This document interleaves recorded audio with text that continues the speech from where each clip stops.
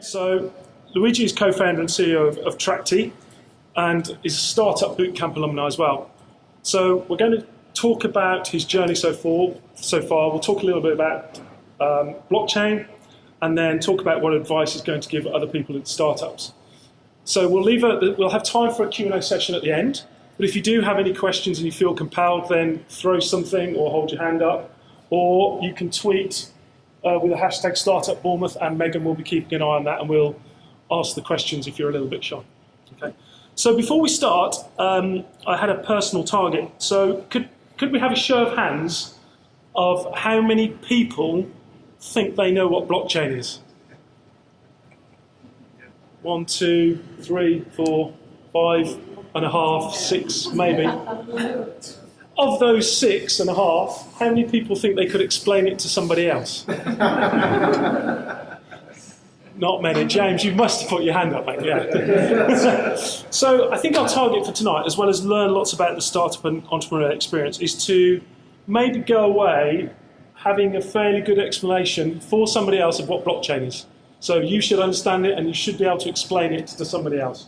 So we'll set ourselves that little bit of a goal and we'll have a test at the end. Does that sound okay? Yes. All right, so let me turn over. I do have a crib sheet of questions. Oh my God. There's 48 of them. I feel again okay? And at the university. You will be tested. You will be tested at the end if that's okay. So perhaps we could start by just give us a little bit of background of how you, before Trakti. So what have you been doing? How did you get involved in Trakti? Take us up to that point, if that's okay. Okay. So first of all, thank you for inviting me. It's a pleasure to stay here, to meet so nice people and learning about the digital Bournemouth experience. So I can tell you a little bit about me. I'm, of course, Mario Bros' brother, so as everyone knows. And I started my career after the uni by joining a research center in telecommunication and services. So my background is economics. So I've been studying economics at the University of Bologna. That is the ancient university in the Western world. So it is a good thing to know. Actually, I think the foundation was in the 990 after Christ. So kind of a long time ago. So I was one of the youngest students at the time, and I studied economics and then management. And after the university, I got my master there. I basically decided to do in the technology world. So I basically got a dual degree from Berkeley University and Cattolica University on telecommunication network management. And I had a fantastic experience. I actually met amazing people, like, for example, the chief economist of Google was my professor at the university, so Hal Varian was there. And I had the chance to confront myself with amazing, not only teachers, but actually people that have been changing the digital world for real. And then after that, basically, I joined this research center. There was actually a nice project on paper. Was like 250 pages of document about what the telecommunication testbed could be. And I was the first employee. Okay. And I ended up being the chief operating officer of the center with 110 researchers and engineers. And we made an exit and we sold the research center to another research center. That was in 2016. And during this, let's say, long journey I had with this team, I played different roles. So I didn't start as chief operating officer. I started as an intern. So the first thing I remember I had to do was the logo of the company. That was a fun moment from my side. And then I became responsible for distributed system research. I created my own team. I got funding from the European Commission, 2 million euros grant, in order to develop the first peer-to-peer e-negotiation system that was called the Open Negotiation Environment. And then little by little, we became one of the first research centers in Italy in terms of funding attraction from the European Commission. And I created a startup, I sold one, and then I created another one, that is Trakti. Okay. So, and was it at that time that you went into Startup Bootcamp? That was after. So basically, during the process of basically closing my relationship with this research center, we won the Italian FinTech Award with the Trakti idea. Yeah. And basically, we applied for Startup Bootcamp. We got accepted, and we entered inside. That was 2016. So if you're not aware, Startup Bootcamp is one of the leading accelerators in the UK. They're a European starter. I think they started in Denmark, I believe. I might be wrong about that. Denmark and Netherlands. Initially, yeah, okay, thank you. But that must have been an incredibly tough application process. I mean, I was up at one of their competitors, and they basically think that their stats are like 1 in 1,000 to get into their bootcamp accelerator. Is that so? What was the application process like? That must have been. Was it tough or? Yeah, I mean, we failed a few times before, so before I actually got accepted. But let's say at that moment in time when we applied, we got also credibility because we won the Italian FinTech Award. Okay. So that was, I think, a winning factor in order to be selected for the accelerator. And also was a winning factor, the element that blockchain was gaining momentum at that time. So for us was a good important element in order to get accepted. But it's tough because you need to understand how to position yourself and to differentiate yourself from the competition during the application moment.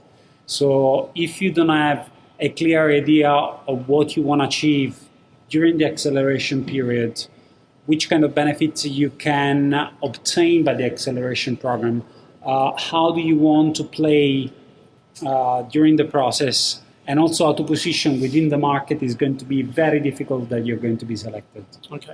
Yeah. So once you'd done all that hard work and got into Startup Bootcamp, did it live up to expectation? I sort of feel that there's an expectation that you enter one of these boot camps and then the world becomes your oyster. You know, everything falls in front of you. The funding comes in. You get brilliant advisors. 8 million customers immediately after joining. Is that the reality, or is it very different? No, it's very different.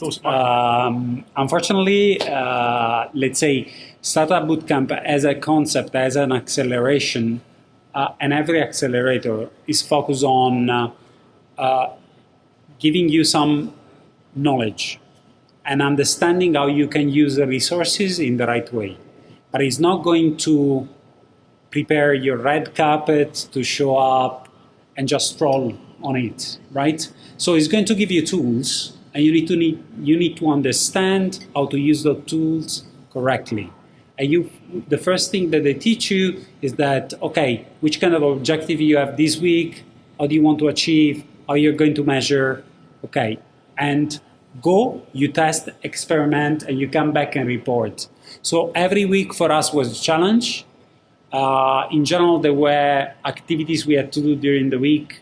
There were teaching, knowledge sharing from experts, but no one was telling, okay, Luigi, if you want to be successful today, you need to do A, B, C, D, F, G, and just remember to do A, B, C, D, E in this sequence. No, it was just, okay, this is what you should do in general. Then you need to interpret all this knowledge, translate in your own reality, and then create your plan in order to succeed. So it's.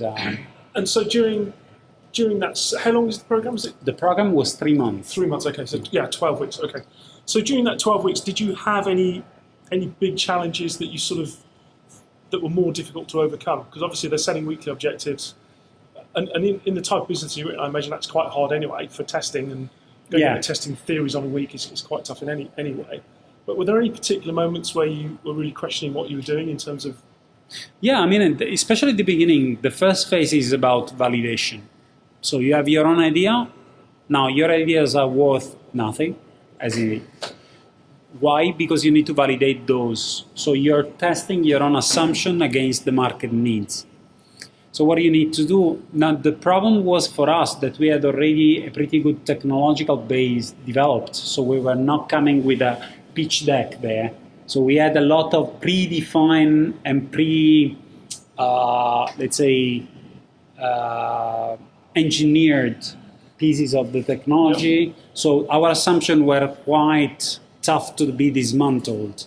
That is good and bad from a certain point of view. But so we had to test again all our assumptions. So what we have done was to start again and say, okay, we are in a new market. UK, we don't know.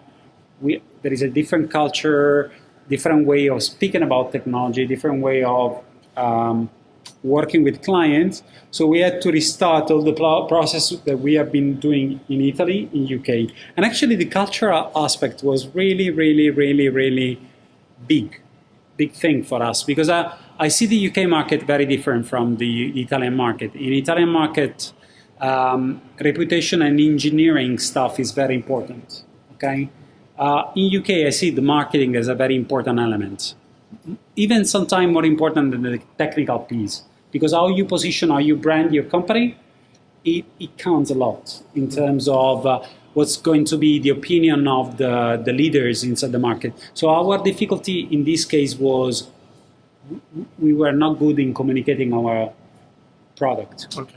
So we had to revise and to step back and understand how to communicate with the people and to leaders into the market about our value proposition. So the 3-4 weeks have been beginning really, really tough for us. Okay. You wait till you go to the States. Yeah. And so what happened after that 12, and once that period was up, once you'd finished the boot camp, what did you do then? Yeah, after that, basically, we started, we had, so let me tell you, the objective of the bootcamp for us has been to develop a network in UK. Okay. Because as you can imagine, if you come like a company from Italy and you want to create a network in UK, it takes a huge amount of time in order to establish contacts, especially at high level. So our focus was, okay, we need to build a reputation into the market. We need to know the right people inside the market. We need to get the right mentors and support. So we have been able to build a decent and really helpful group of people that are surrounding us and supporting us during the program. We got the seed funding during the program in order to basically prove and have our presence into the market, let's say, stabilize a little bit. And then we started selling and developing our value proposition with some changes, because during the program we learned that we had to do some adaptations, because that was the validation part we had to do. So for example, I think we ran more than 300 interviews with the C-level people, from legal to financial, banking and insurance sector. And so we learned a few tricks we had to do, few adjustments. So we have done a little bit of work from the tech point of view in order to simplify, for example, the user journey inside the platform. We created a few new functionalities, and also we presented a new communication plan in order to basically attract new clients. And so we got our first client in UK, and then we started also to get bigger clients in Italy. So at this moment in time, we're speaking about with several big consulting companies that are selling our tool. And also we are working with big engineering companies that are integrating our tool in their processing. So. And so presumably being in the startup bootcamp made it a little bit easier to build that network? Is that fair? Absolutely, yeah. Absolutely. I mean, it's been fantastic from that point of view. Let's say what Startup Bootcamp didn't help, I would say, is on simplifying our own internal processes. So they gave us the instrument and the tool and the network to access, but then we had to do our own work. Yeah. But we have been able in a very short period of time to develop a very strong network of people supporting us.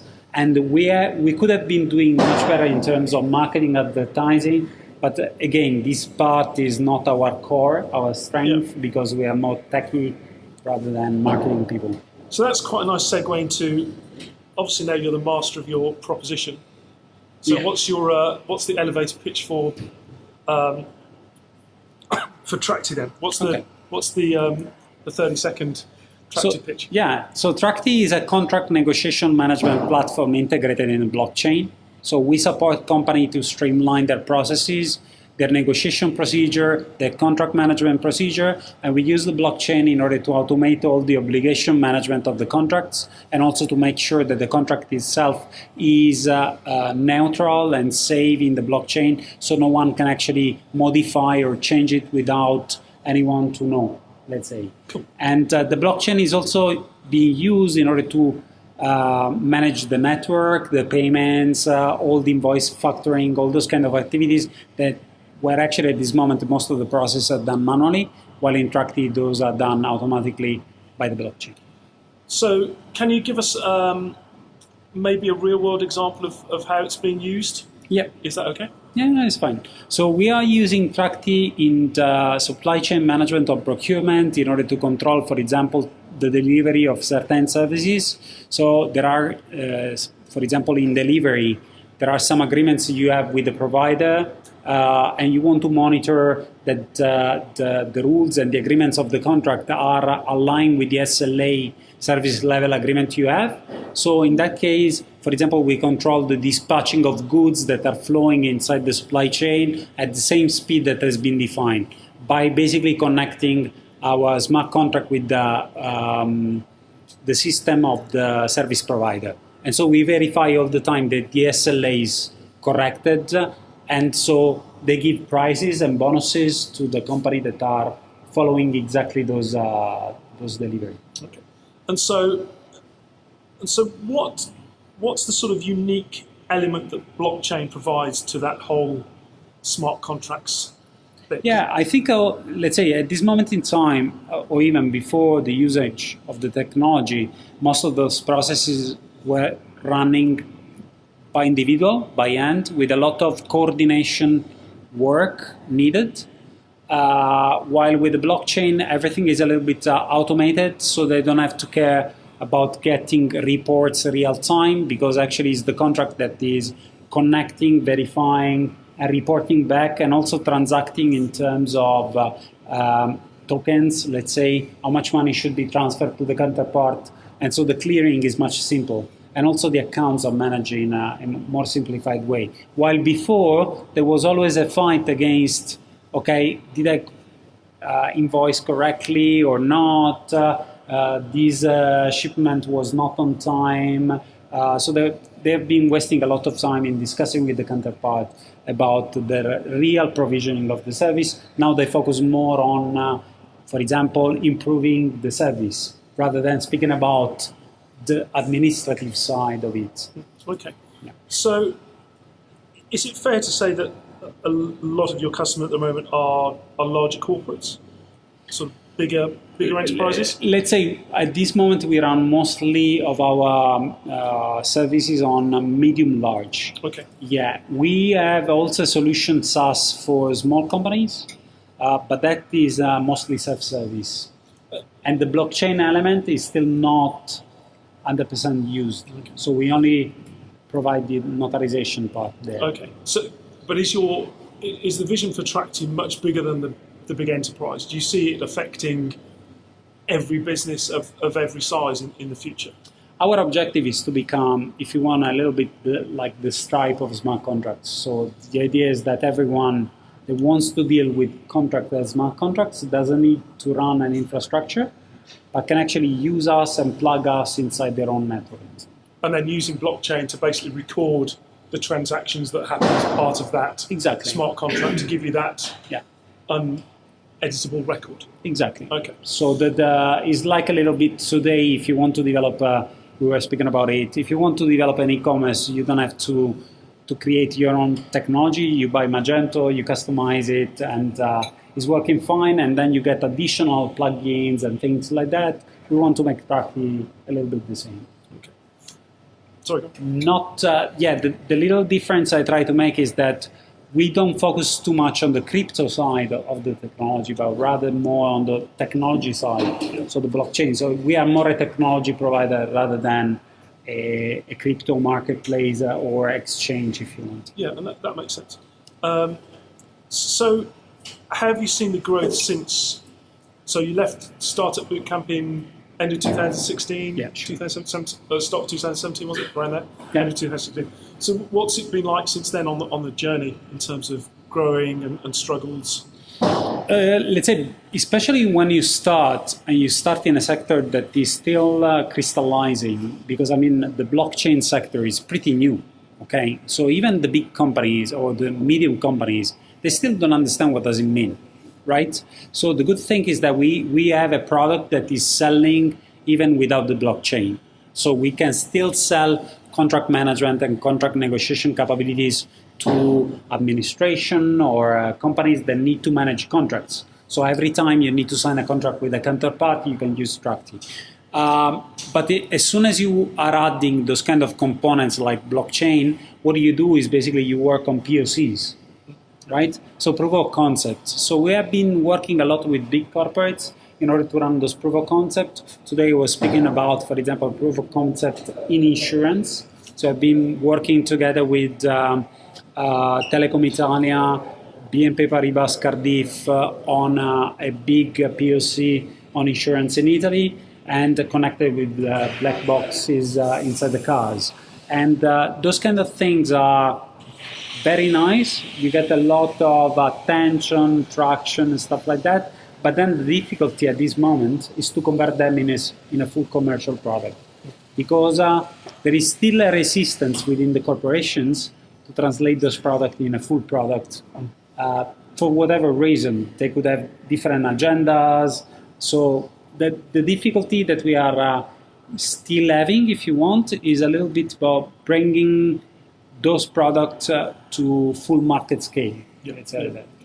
And is that, I mean, presumably the sales cycles are relatively long, even for the proof of concept, are they? It sounds like you're having to do quite a lot of value-based selling. Let's say in general, if you sell in banking or financial sector, the sales cycle is between 12 and 24 months, right? So there is it's very difficult.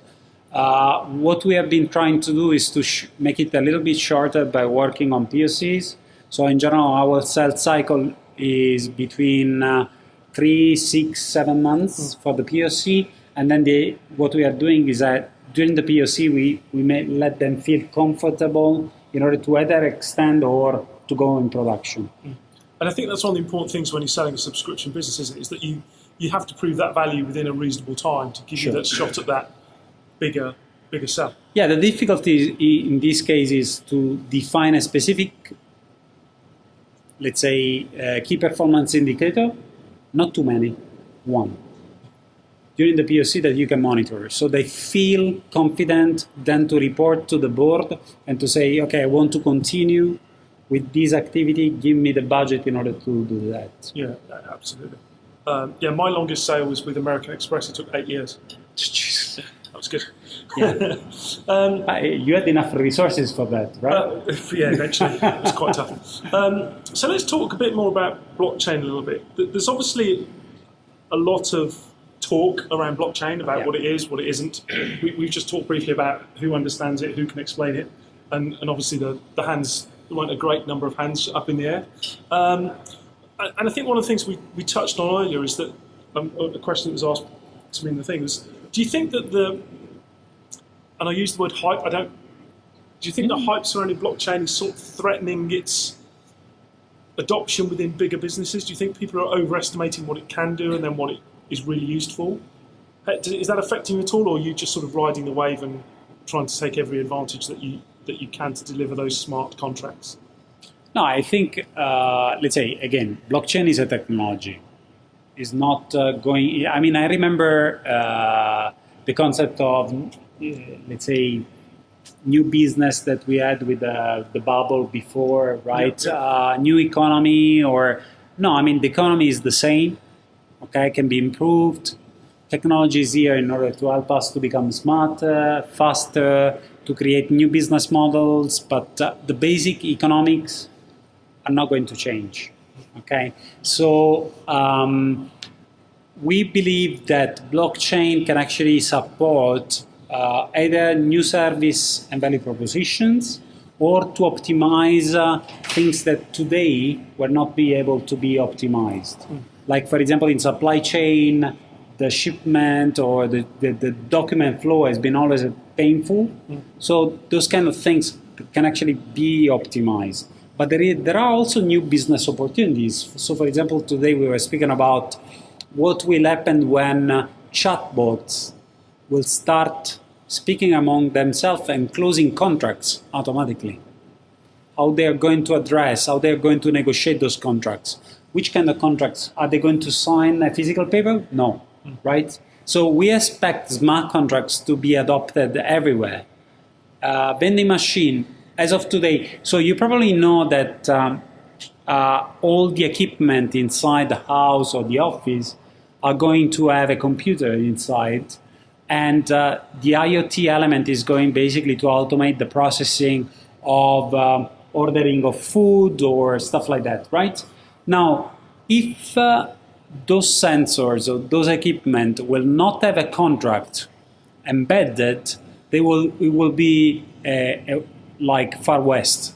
Because those systems can actually start running and ordering things as they want, while the smart contract can actually block and frame those kind of things with some rules. So the blockchain can actually help in that case, right? And do you see other opportunities outside of smart contracts for blockchain? So maybe if we've got in the audience somebody that's thinking, I quite fancy starting a business in blockchain, where do you think they should head? Again, what do you wish you'd done?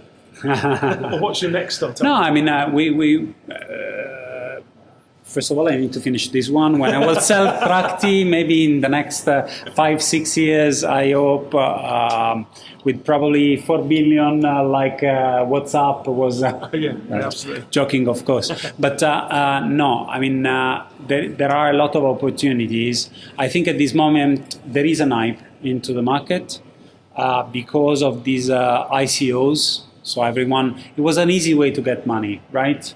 I think the instrument was cool, has been abused. Actually, we decided not to run an ICO ourselves because we don't think it is, if you want to work with industries, really, you don't do an ICO. You prove it that your system is working in real processes and procedure. The ICO was a way in order to get fast money, and then you still have to convince people to adopt your product, right? Yep. So ICOs, I believe ICOs are going to be a very good tool for crowdfunding. So for example, if you want to enlarge your customer base, you want to get adopted wider, as today you're doing a crowdfunding campaign in order to have more people, more evangelists around you using your product, you can do that by enlarging your in crypto. But I think the core has to be to develop a nice value proposition that is solving a problem into the market. So, for example, one thing we were speaking about today is think about autonomous cars, right? Those cars will need to have a secure way not only of communicating among themselves, but also a secure way to manage and handling claims, because there will be claims, okay? So using the blockchain in order to record like black boxes, distributed, and real things like that can actually help the market to grow. So I expect, for example, a big adoption of blockchain in this kind of automotive self-driving cars market. Absolutely. And how long do you think... Property is even another big sector. In terms of the property, what do you... I mean, all the concept of, if you want, certification of the industry, we were speaking before about that.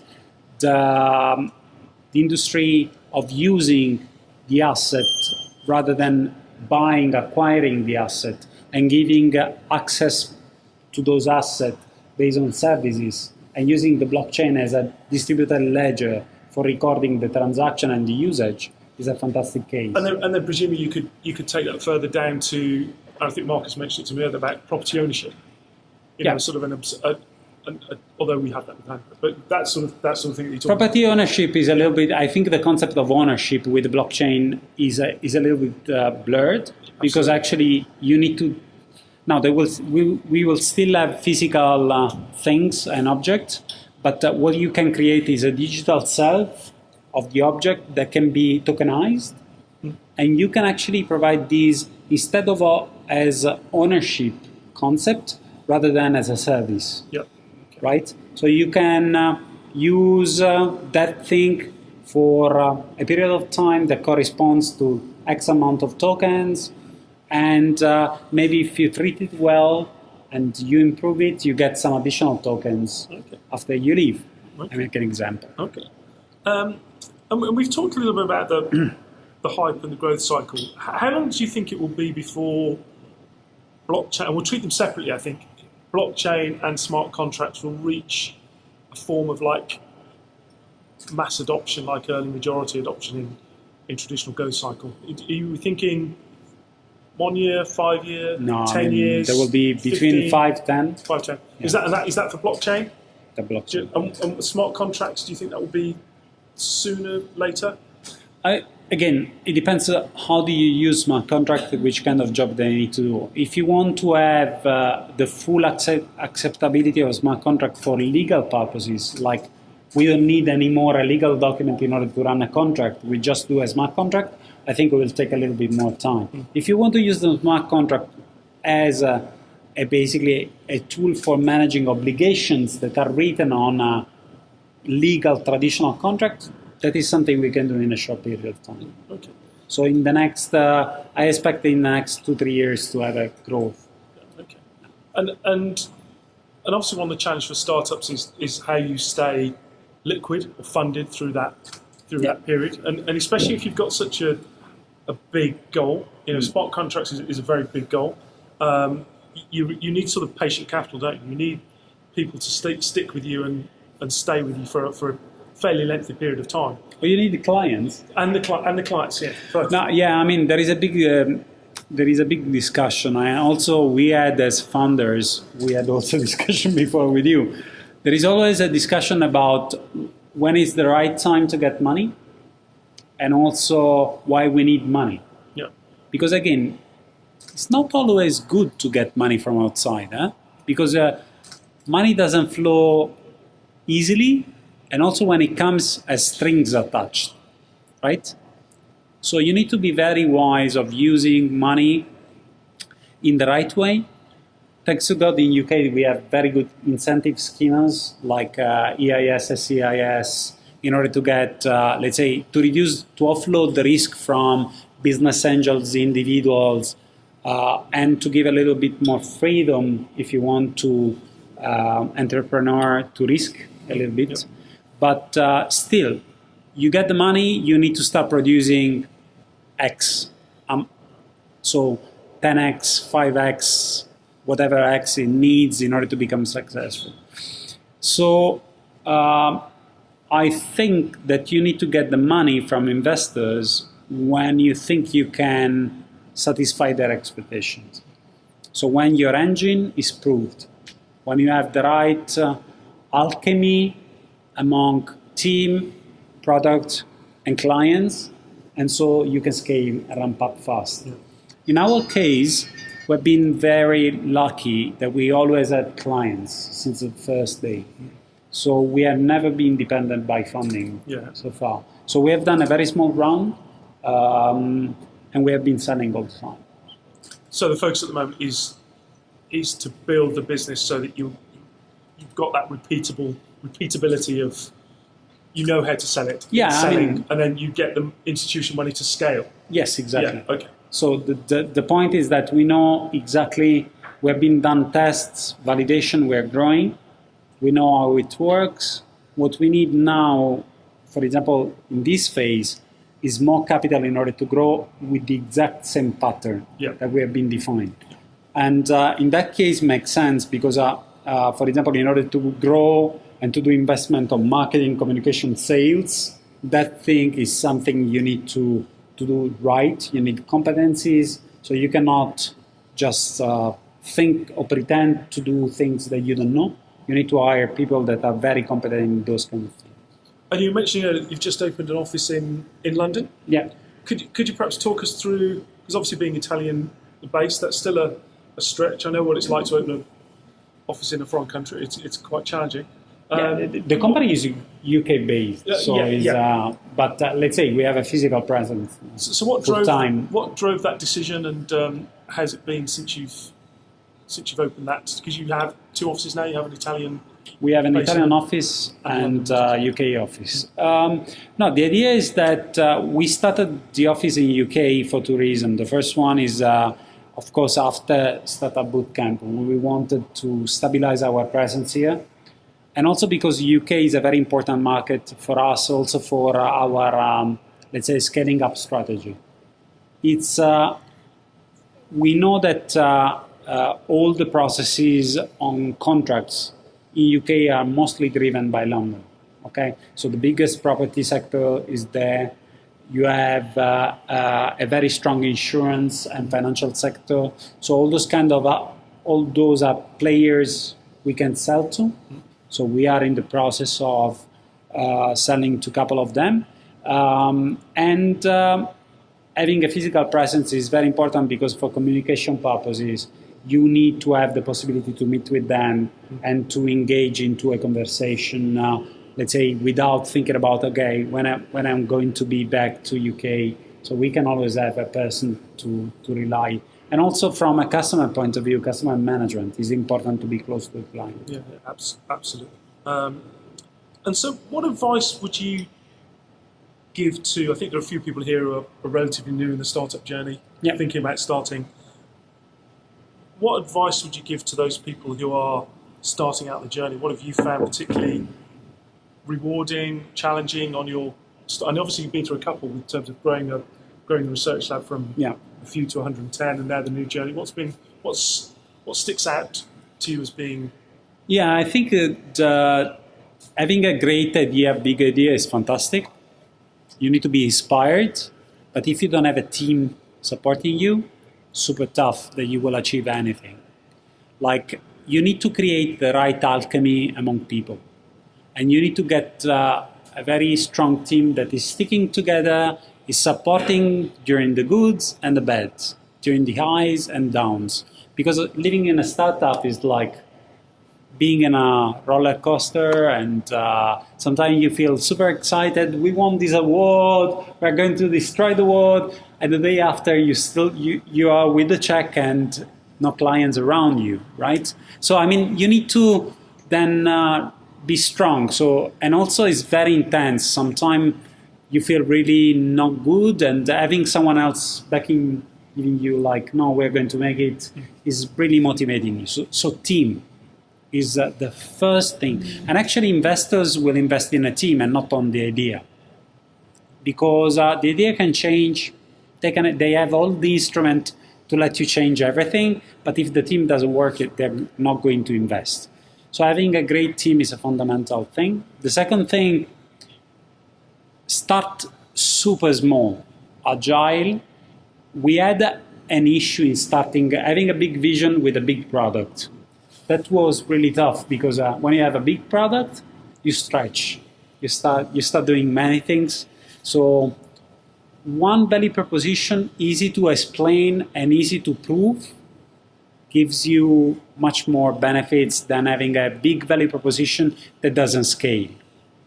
So I remember, I mean, every company, like even eBay and all the others, they started with few functionalities, and then they grew up with all the rest. So I think you need to focus on the basics, and making your customer happy is the first thing. So identify your customer in the right way, validate that what you're proposing is aligned to his expectation, and then creating the engine for growth. So repeating.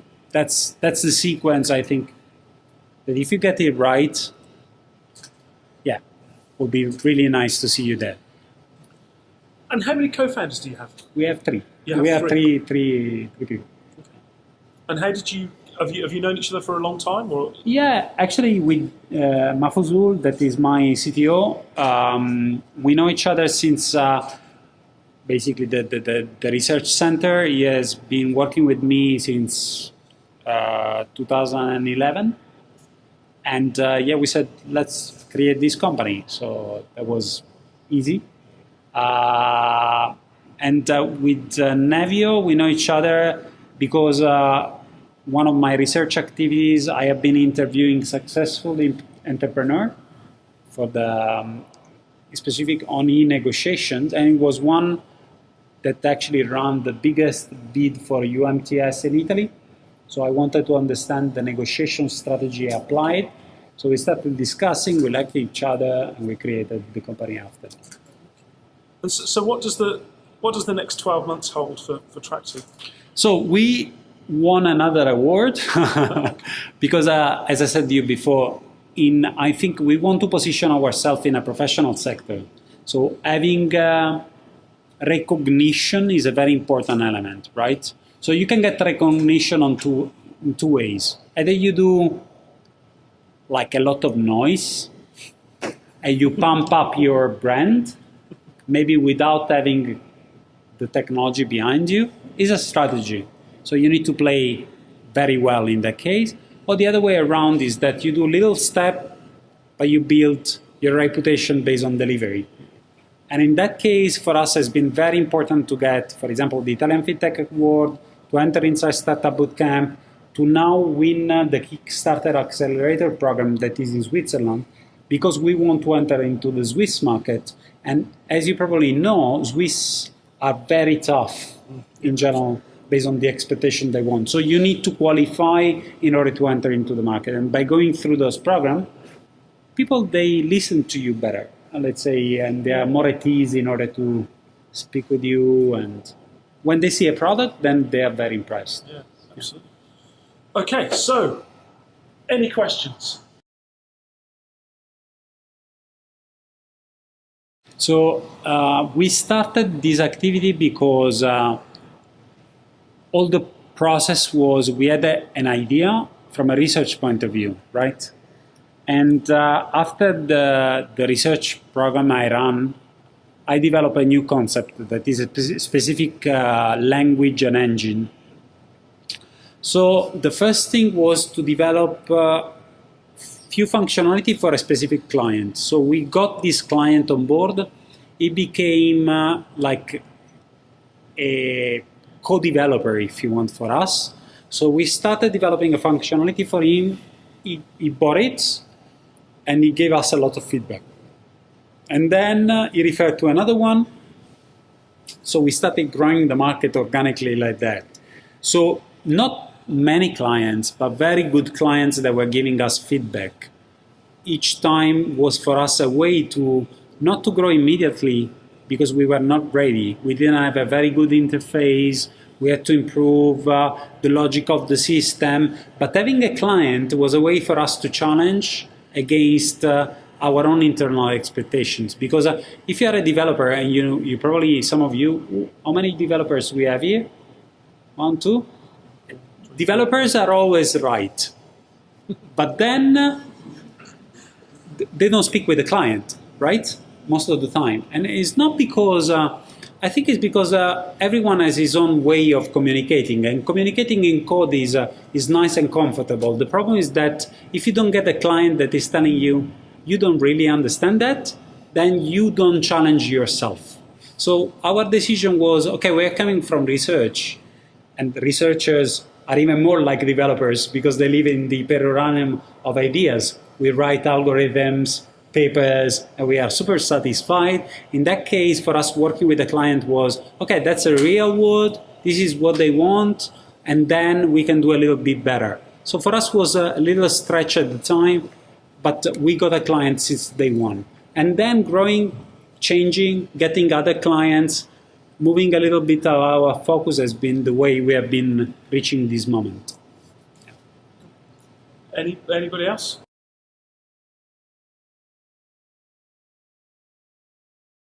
I told you before that I've been doing research. So the first thing that we have been doing was to start from peer-to-peer networks, because the idea of having a fully decentralized, negotiable contracts among corporates was a fantastic idea. But By doing, we learned that there were few problems. One problem was delay. So delays in peer-to-peer network is a big problem, and in blockchain is even worse. So we had to build a new architecture in order to scale. So what we have done, we went from peer-to-peer to cloud. We created an infrastructure that is very resilient and scalable on cloud, and then we connect back to the blockchain. Like that, we mitigate the risk of delays in the blockchain because we have a cloud layer that is basically satisfying all the real-time needs. And the blockchain instead is used for asynchronous method. Which blockchain we used? We started using Ethereum because we like the community. We think it's a fantastic community, and we like the ideas of the guys there. But technically, we are multi-chain. We can support any chain. So if you tomorrow want to have Trakti on Hyperledger, and so we need to release that on Fabric, and you can use Fabric.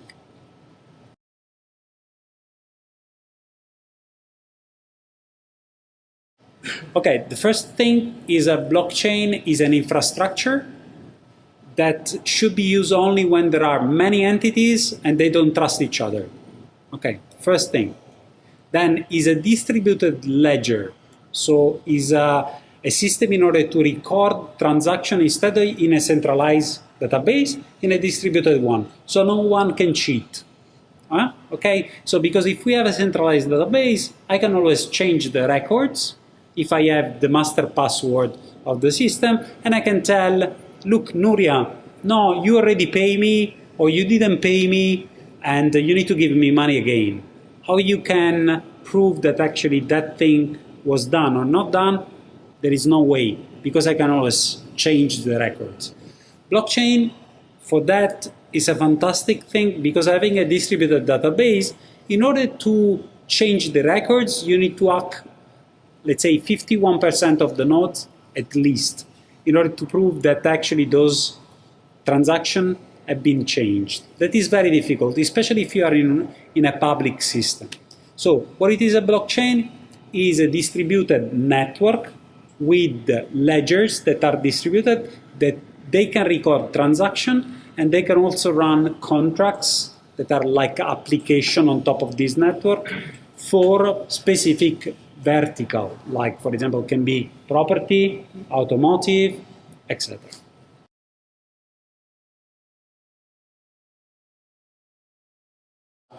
It will be a custom infrastructure that we will develop and will not be portable in other systems. So in that case, what we should do is to create a proxy systems to connect, but they will be centralized in our infrastructure. Because the decision that we had was, we don't want to develop all the layers. Doesn't make any sense. So we need to try to leverage on a network that is already built and is very scalable in terms of adoption of the blockchain side. While our core focus is on the application that we give to the client. So in our specific case, what we help the clients is to run contracts that are also potentially deployable on the blockchain, but we provide them an end-to-end framework. So they don't have to think about, okay, how do I connect my contract? How do I get the signature? How do deploy these into the real world? Providing a full end-to-end solution and infrastructure, we could have been doing this, but it would have been our own distributed system, if you want. Maybe with more intelligent centralized and not using the semantic of the blockchain itself, or Ethereum. We decided to scale back from that point of view, because another thing we learned is that you need to focus on one thing and you need to do it very well. If you want to do too much, you're going to fail.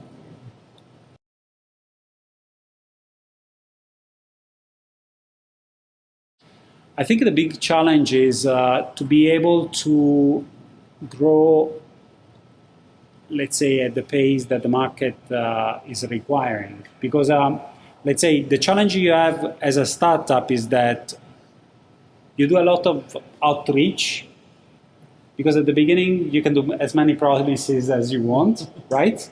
But then the reality bounces back to you, and you maybe get 10 clients all together and they want the tool yesterday, and you need to say, oh, sorry, I still need to do some work. That is tough, because then you basically destroy your reputation. So our challenge is being prepared for that moment and be ready to scale when it's needed. That means getting the right capital, the right team, and the right supporting distribution infrastructure. It must be hard to hold a team when you haven't got the capital or the sales to hold on to it. It is tough, but that's the reason why you focus at the beginning on co-founders and you don't focus only on employees, because I mean you suffer your own, and you need to invest. You invest time, energy, family, many things in order to build your own thing. But let's say you need to also think about how to organize yourself in order to scale. And the other thing is that you need to give trust to people working with you. So sometimes it's easy to tell everyone what they need to do, but you know that in a company it's not like that all the time. You need to also learn from them as much as you can. Giving them a chance also to commit mistakes is a good element.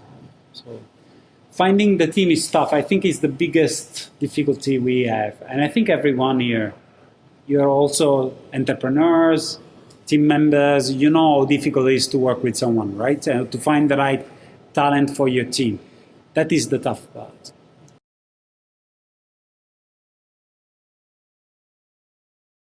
Let's say, from a resilience point of view, yes. Because you don't have a single point of failure. So in cybersecurity, you speak about the surface of the attack, right? In that case, the surface is not one single system or one single node. There are many nodes to attack. So in that case, you need to have a coordinated attack that requires a lot of computational capabilities. But because the blockchain is anyway a system that is based on computational resources. For example, what is happening, how much do you know about forking the blockchain? Do you know? Did you heard about it? No.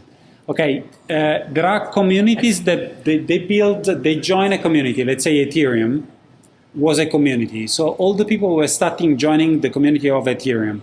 Now those nodes are computational nodes that are running all the chain, all the information, but there are also mining nodes that are doing the recording of the transactions. If you have a fork, meaning the community forks in two, the computational system is divided by two. So it means that the community becomes also more vulnerable to attacks. So if someone has more nodes and more computational capability, can attack a blockchain easier, in an easier way. That's the reason why we are supporting the concept of avoiding fragmentation in the blockchain community. Because especially on public blockchain, being more it means being stronger, and also avoiding fragmentation of computational element. But considering a system inside one single entity and a distributed infrastructure, is much better to have a distributed infrastructure. It's like a little bit of cloud. Do you rely on your own IT team that is limited, or do you rely on Google that has 1,000 engineers only focusing on security? So maybe, or Amazon or whatever. Anybody else? Anything else? No? Okay, right. Let's thank you very much, sir. Thank you for coming. Thank you for the opportunity. We won't do the official test.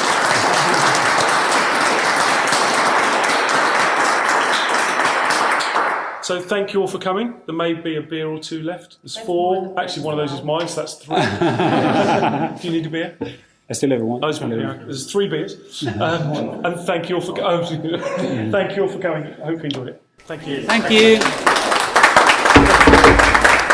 Thank you, sir.